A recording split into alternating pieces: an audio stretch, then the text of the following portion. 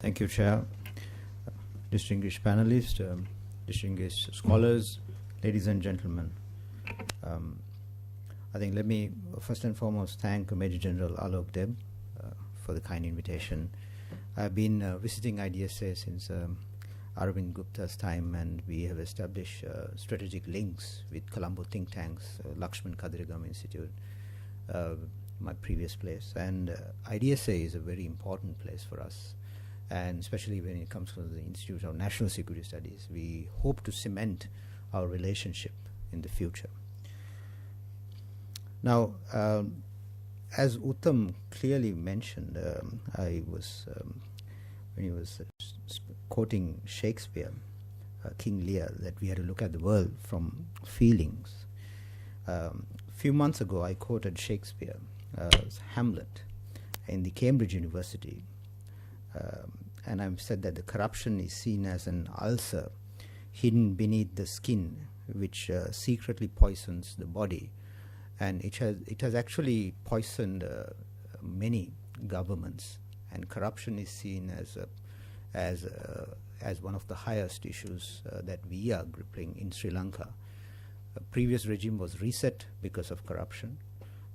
Right now, there are talks also on these economic crimes in the society.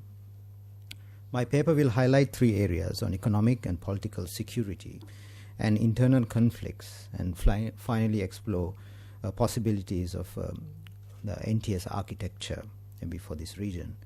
Sri Lanka is going through much of political instability, and I did identify like 6 months before, and when I sort of worked on a book called Sri Lanka at Crossroads, which will be launched in a few days' time. And the instability is clear because of the internal political dynamics of the coalition. Now, NTS in South Asia, I don't want to repeat what the other speakers have clearly mentioned, that 23% of the world's population lives in South Asia. 1.4 billion people in South Asia, out of that 42%, or 488 million, live on less than $1 a day. Now, excessive spending on defense continues to have an adverse impact on the capacity of the countries in the region to provide adequate resources to spend on human security programs. South Asia's ratio of military expenditure as a percentage of GDP is one of the highest in the world. Environment degradation, infectious disease, poverty, and extremism cannot be addressed only by military means and require a multi-stakeholder approach. Capacity of states to address these issues alone and independently is nearly impossible, and states are inadequate to bring solutions by themselves. Approaches to NTS challenges require us to go beyond traditional security frameworks. A transformation from state-centric to a security of individual is necessary when grappling with the NTS challenges. Sri Lanka also faces natural disasters, about 300 lives being lost each year, and from floods, landslides, and we had this disaster, human-made disaster actually, in Mithotamulla, which is a garbage dump, which collapsed to the surrounding houses, which killed so many. And government failing to provide security to living standards of the citizens. It's clearly been spoken in the Sri Lankan media as well as by the people. One of the most important aspects of non-traditional security is that people should be able to live in the society that honors their political security, including their basic human rights. Political security is those rights that by which citizens are given a share in the political life of the community, including that of the management of government. Further political security is the rights to political participation, and political participation can take many forms. Sri Lankan elections, we have seen even in the last election, about 70% of the population do participate in the elections. Sri Lanka, one of the oldest democracies in South Asia, and it's rich in the democratic institutions. The nation has gone through many challenges, and in the recent constitutional crisis, there has been like amendments to strengthen the executive branch of the government, and also move away powers from the executive branch towards the legislature. Now, with all these attempts, democracy has survived due to the strength of independent judiciary. A few months ago, it was economic security at the helm of political discussion which made Rajapaksa, the former president, popular and Wickramasinghe unpopular. Today, its political security at the top of its agenda made Wickramasinghe popular for preserving democracy and gaining his premiership, and Rajapaksa unpopular, losing his position. Now, as of this day, today, the cabinet will be appointed today in Sri Lanka. So this change is happening while I'm speaking to you. And so, although there are several cases of interference from political branches towards the judiciary, you can see in the history, Sri Lankan judiciary has played a pivotal role to restore democracy and save government institutions to bring back stability to the nation. The recent Supreme Court decision, which brought back the former Prime Minister, was one such incident. Independence of judiciary and respect towards judicial decisions is an essential to democracy. Sri Lankan government was reset by His Excellency the President, Sirisena, and many view this situation in different perceptions and interpretations. One perception was due to the breach of national security by the former Prime Minister. Actually, now he's the Prime Minister, Ranil Wickramasinghe. Now, let me highlight few NTS factors to give legitimacy, and for example, to give legitimacy and delist the branches of the terrorist outfit, the LTTE, the Tamil Tigers, by then Foreign Minister Mangala Samaravira, basically to mass-scale. Now, that was a huge decision which was the former Foreign Minister took, which was to delist the LTT organizations outside, and which had a lot of effect towards the society, and because we are in post-war, and are we sort of ready to delist and go forward with this, and so it's seen as a national security threat. And another issue, a huge issue, was the central bank bond scam, which was in billions. A corruption racket was caught and now is under investigations. So nations like Sri Lanka and many other South Asian nations become poor due to high level of economic crime and corruption scandals, and it directly affects the economy of the nation.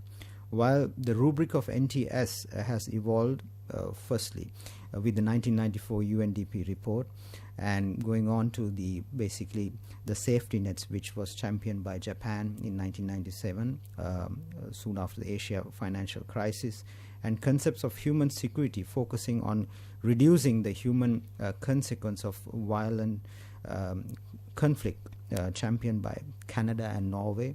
To conceptualize all this today, we have a much broader understanding of this subject. Now, there are 8 characteristics identified by United Nations, and you can see economic and political security also in this NTS concept. So Sri Lanka and many South Asian nations are limited in capacity in these areas. Take health sector and also the dengue epidemic, which is in Sri Lanka, which was out of control, infecting many. The kidney diseases, chronic CKDU, is another huge issue in the island. The natural disasters, floods, as well as the landslides and many others, also affects the country.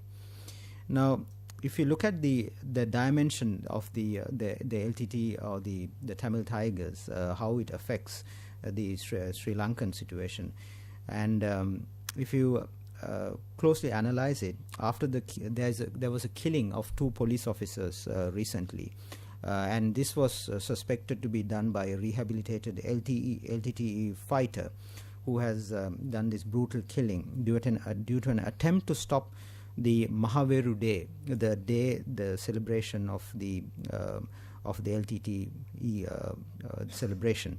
According to the terrorist expert Professor Rohan Gunaratne, in a recent interview, he is assessing this latest development, caution India and Sri Lanka that the LTTE is still a threat to their national security.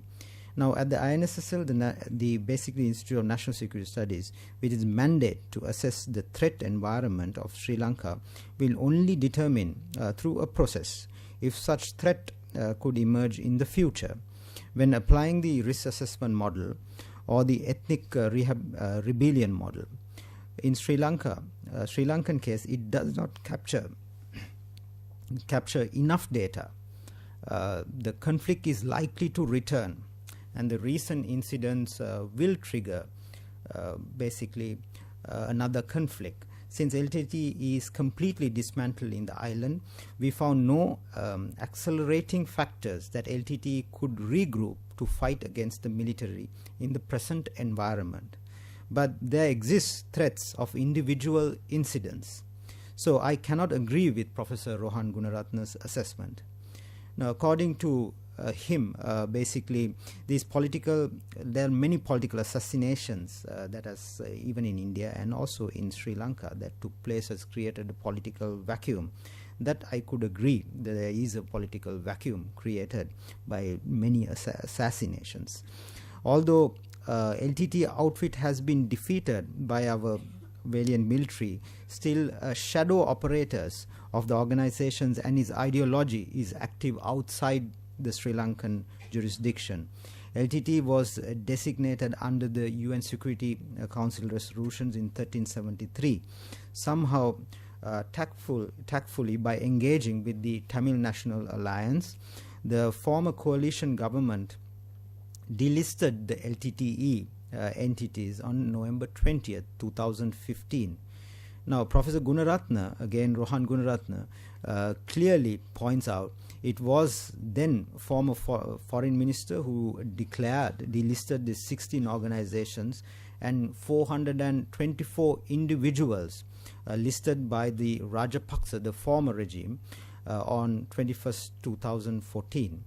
The terrorist entities delisted includes the GTF, the BTF, NCCT, TYO, so many of them operating from different places, from Canada to UK and other places.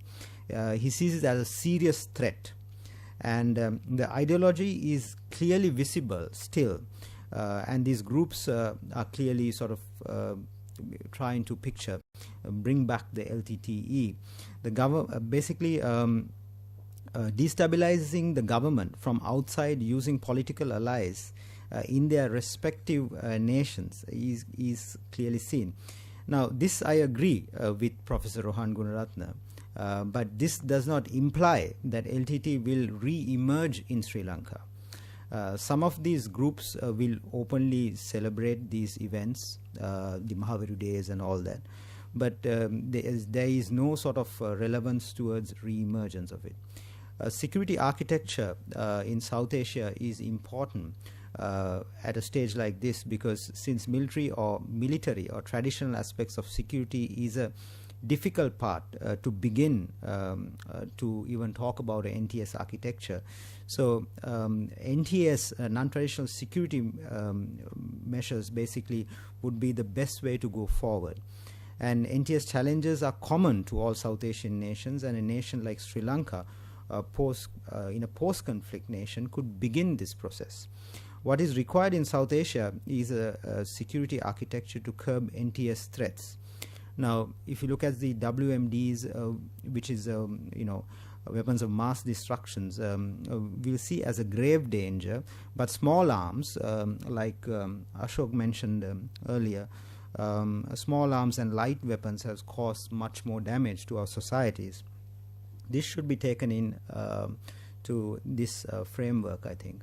While accounting for the severe constraints and impediments in overcoming deeply entrenched regional acrimonies, it is widely believed that regional security architecture is an important step towards confidence building, preventive diplomacy, and conflict prevention, which could be the precedent for regional cooperation on traditional and non-traditional security issues. One of the fundamental steps in achieving cooperative security is the formulation of a holistic security architecture which would espouse security cooperation between politically diverse nations through a wide network of institutions. A viable security architecture in South Asia be envisioned as independent of SAARC, as incorporating it within SAARC would require modifications to its charter. Now, the administration and implementation of the framework would be undertaken through probably three major constituents: the intergovernment. This would include foreign ministries, home ministries, and South Asian of the South Asian countries. Second is the government and the non-government side. This would include key government officials as well as think tanks, academics, and civil society. And the non-governmental side. This would include also the think tanks and the non-state actors. The main activities mentioned for the constituents will be for this architect, which will be dialogue on the critical NTS issues would be undertaken through seminars, workshops. Participation would include senior government officials and think tank and non-state actors. And the second is research, is a very important area. An extensive collaborative research would be undertaken on important NTS concerns, and particularly climate change, health security, and disaster management. Research would be undertaken by the non-government constituents of the framework, and the findings would be disseminated along the government and non-government constituents. And finally, training of law enforcement would be undertaken at the intergovernmental level. Now, this could happen in several ways, which is like joint peacekeeping operations, joint disaster management, joint institutional arrangements for dealing with NTS threats, and annual meetings of heads of intelligence also. This sort of architecture is, as the region is having so much of the traditional issues, probably an NTS framework of to begin with, and would be a way to go forward. And Sri Lanka is, as you know, is having the chair of the BIMSTEC now, and it will be a wonderful opportunity for Sri Lanka also to begin this process, perhaps with institutions like IDSA and maybe INSSSL could get together on a track 2 level, try to work on it, because the chairmanship is for 2 years, and it'll be one of the first events we could also perhaps talk and work on maybe next year.